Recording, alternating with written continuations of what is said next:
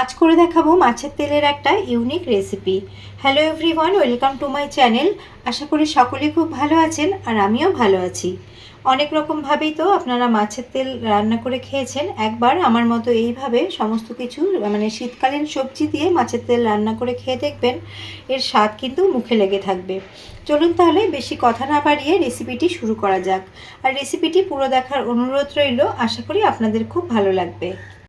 মাছের তেলের রেসিপিটি বানানোর জন্য এখানে আমি নিয়ে নিয়েছি কাতলা মাছের তেল। তেলটাকে খুব ভালো করে পরিষ্কার করে নিয়েছি।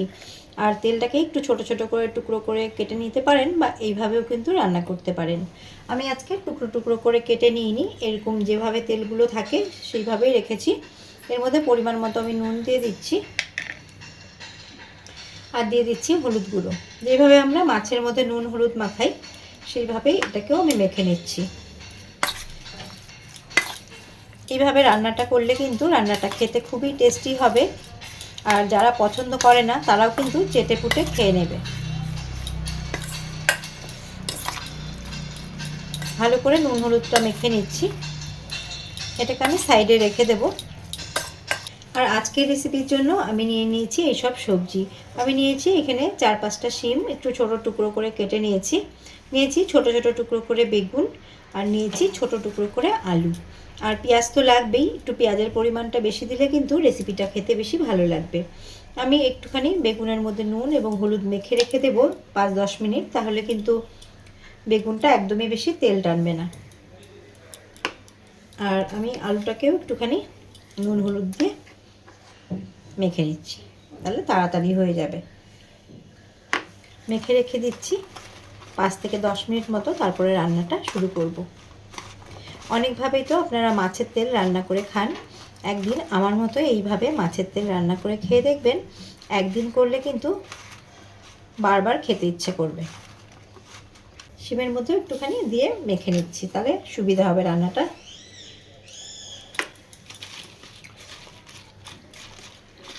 এইভাবে মেখে নিচ্ছি। এবার তাহলে রান্নাটা শুরু করব। কড়াই গরম হয়ে গেছে, অল্প একটু তেল দিয়ে দিলাম। তেলটাকে প্রথমে গরম করে নেব।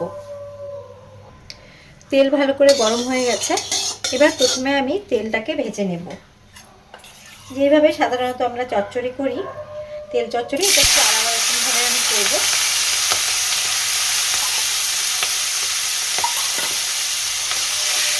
এটাকে হালকা করে একটু প্রথমে ভেজে নেব।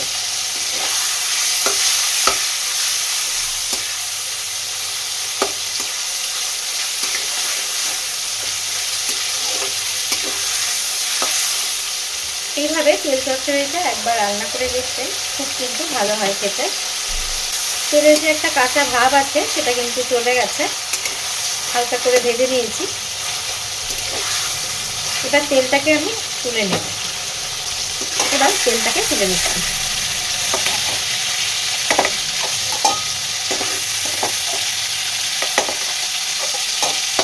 এর মধ্যে আমি দিয়ে দিচ্ছি একটু জিরে ফোড়ন, আর দিয়ে দিচ্ছি দুটো কাঁচা লঙ্কা। কাঁচা লঙ্কাটাকে সেখানে আমি ছোটো টুকরো করে দিয়েছি। আর এই তেলের রেসিপিতে শুকনো লঙ্কার বদলে কাঁচা লঙ্কাটা দিলে কিন্তু খেতে খুব ভালো লাগবে। ফোড়নটা একটু ভাজা হয়ে গেছে। এবার প্রথমে আলুগুলো দিয়ে দিচ্ছি। যেহেতু আলু ভাজতে একটু সময় লাগবে, তার জন্য প্রথমে আলুগুলো একটু ভেজে নেব।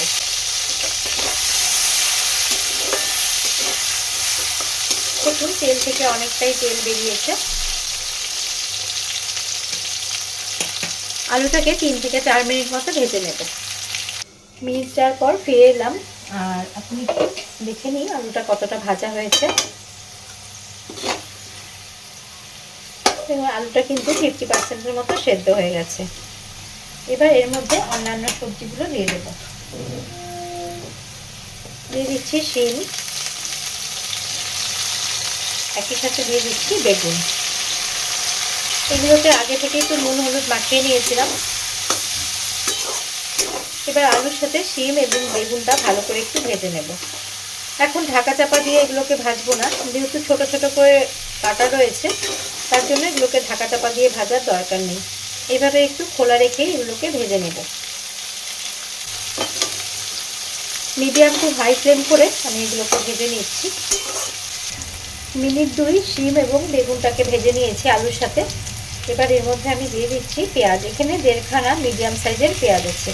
আর পেঁয়াজটাকে একটুখানি বড় একটু মোটা করে কুচিয়ে নিয়েছি। এবার পেঁয়াজটাও দিয়ে দিচ্ছি। পেঁয়াজ দিয়ে সামান্য একটু নুন দিয়ে দিচ্ছি যাতে পেঁয়াজটা মজে যায়। মনে হচ্ছে আর একটু হলুদ লাগবে, তার জন্য একটু হলুদ গুঁড়ো দিয়ে দিলাম। দিয়ে পেঁয়াজটাকে ওর সাথে ভাজবো।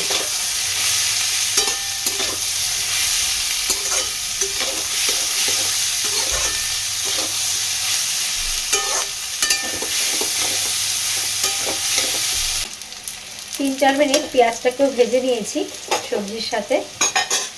পেঁয়াজটা একটু নরম হয়ে গেছে আর সবজিগুলো কিন্তু ভাজা হয়ে গেছে। বেগুন, শিম এগুলো কিন্তু ভাজা হয়েছে মোটামুটি, এই যে সেদ্ধ হয়ে গেছে। এরকম যখন সব কিছু সেদ্ধ হয়ে যাবে, পেঁয়াজটাও হালকা মজে আসবে, তখন এর মধ্যে ভেজে রাখা মাছের তেলটা দিয়ে দেব।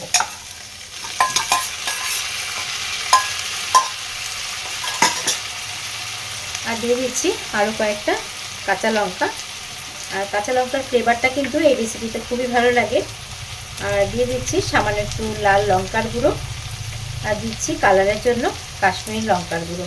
আর এর মধ্যে কোনো রকম আমি মশলা ব্যবহার করব না, মশলা ছাড়াই কিন্তু এই রেসিপিটা খুবই ভালো লাগে খেতে। এবার তেলের সাথে সমস্ত কিছু ভালো করে আবারও মিশিয়ে নিয়ে আরও 4 থেকে 5 মিনিট রান্না করে নেব, তাহলে কিন্তু রেসিপিটা রেডি হয়ে যাবে।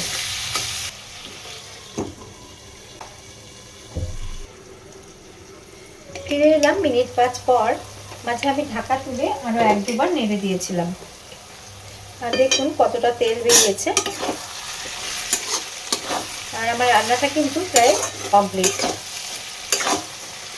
খোলা রেখে 1 থেকে 2 মিনিট মতো আমি এটাকে একটু নাড়াচাড়া করে নেব।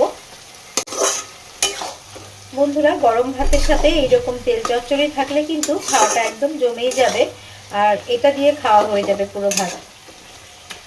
একদম হয়ে গেছে, সমস্ত কিছু সেদ্ধ হয়ে গেছে।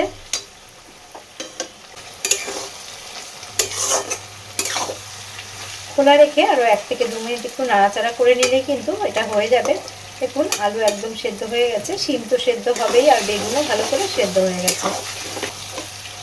যারা কখনো খায়নি এইভাবে তাদের করে দেবেন, দেখবেন যে হাত চেটেপুটে খেয়ে নেবে। রেডি হয়ে গেছে রেসিপিটি। সবশেষে একটা কাঁচা লঙ্কা আমি চিড়ে দিয়ে দিলাম, এটাতে ফ্লেভারটা ভালো হবে। দিয়ে আমি নামিয়ে নেব। আপনারা পছন্দ করলে এর মধ্যে একটুখানি লেবুর রসও দিতে পারেন। আমি আপনাদের সার্ভ করে দেখাচ্ছি। গ্যাসের ফ্লেমটাকে এখন অফ করে দিলাম। অল্প একটু দিয়ে কিন্তু 1 থালা ভাত নিমেষেই শেষ হয়ে যাবে। আর আপনারা যদি বাড়িতে এটা তৈরি করেন, আমাকে অবশ্যই কমেন্ট করে জানাবেন আপনাদের কেমন লাগলো এটা খেতে। আর আমার পুরনো বন্ধুদের অসংখ্য ধন্যবাদ সবসময় আমার পাশে থাকার জন্য। আর যারা নতুন বন্ধু আমার চ্যানেলটি ভিজিট করেছেন, আমার চ্যানেলের ভিডিওগুলো যদি ভালো লেগে থাকে তাহলে আমার চ্যানেলটিকে সাবস্ক্রাইব করার অনুরোধ রইল। আর পাশে থাকা বেল আইকনটির অল প্রেস করে দিলে আমার নিত্য নতুন ভিডিওর আপডেট সবচেয়ে আগে আপনারা পেয়ে যাবেন। আশা করি আমার আজকের ভিডিওটি আপনাদের ভালো লেগেছে। আর যদি ভালো লেগে থাকে তবে লাইক, কমেন্ট, শেয়ার করবেন।